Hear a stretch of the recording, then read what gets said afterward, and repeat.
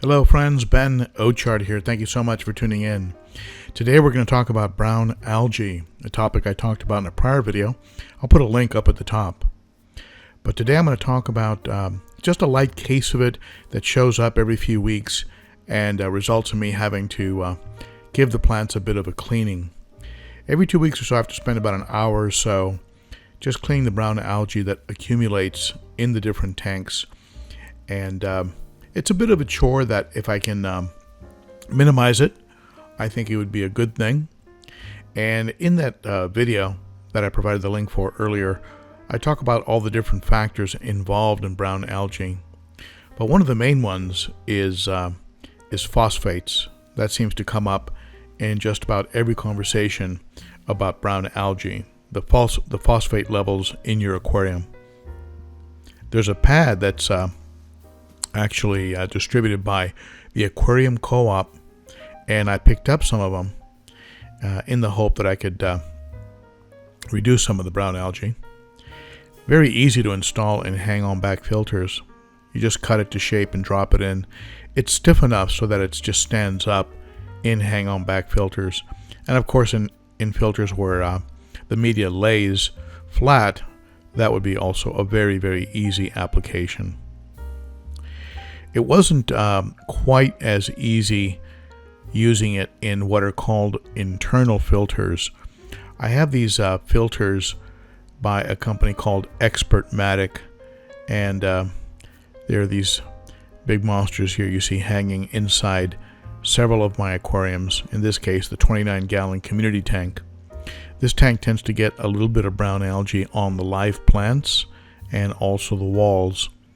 Whenever I remove any kind of internal filter, sponge or cartridge like this, I always wrap it in plastic so I don't distribute gunk everywhere. And then of course I plug the input so I don't suck up one of those small fish. I cover it in plastic while it's running so that it holds the plastic nice and tight. The way I was able to use this material, this phosphate pad, inside the internal filter was to utilize the center chamber compartment. There's a tube right in the middle of each of the sponges. It has a small cap, and using a needle nose type plier you can go ahead and remove that cap, and just be sure the inside of the cartridge and the cap are clean. And that center compartment is there, of course, to hold the sponges in place, but also it can be used for things like activated carbon after you've done medication. Let's say after you've medicated the tank, you can do that. In this case, I'm just going to go ahead and insert some of this phosphate pad material right into that tube and replace the cap, and that should work perfectly. I did this for all three of the chambers, so that gave me a fair amount of the phosphate removing pad in the 29-gallon. Before putting the filter back, I gave the tank a little shot of Fritz Complete. I usually do that whenever I mess around with a tank and do any kind of changes. In this case, I did clean out those sponges, so I thought it'd be a wise thing to do. I always get the air bubbles out of these cartridges. They do tend to accumulate some air bubbles, and of course that can impact the performance of the filter. But as you can see, it's nice and clean and ready to go.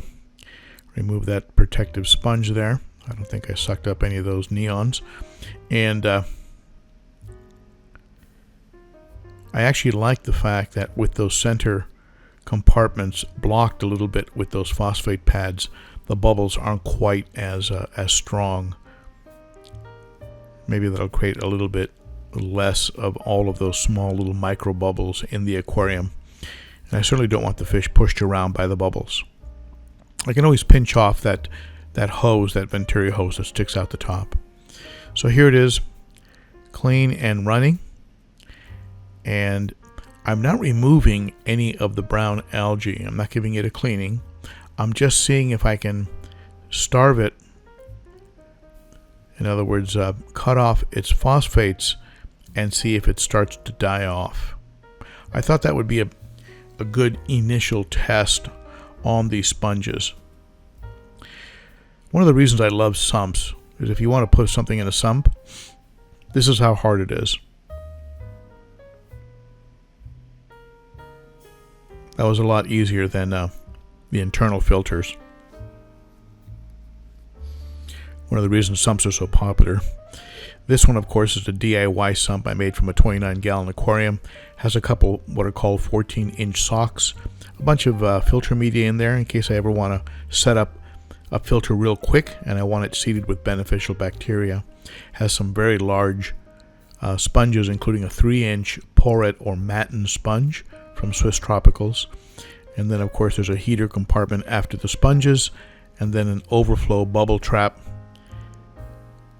that then leads over to the Shisei pump that is pumping about 2,500 gallons per hour.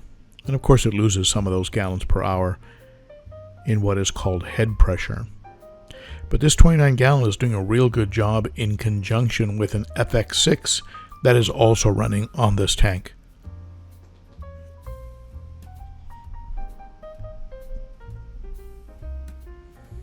I'll be using a similar design in the sump for the 300 gallon, except in that case I'll be DIYing a 40-gallon breeder.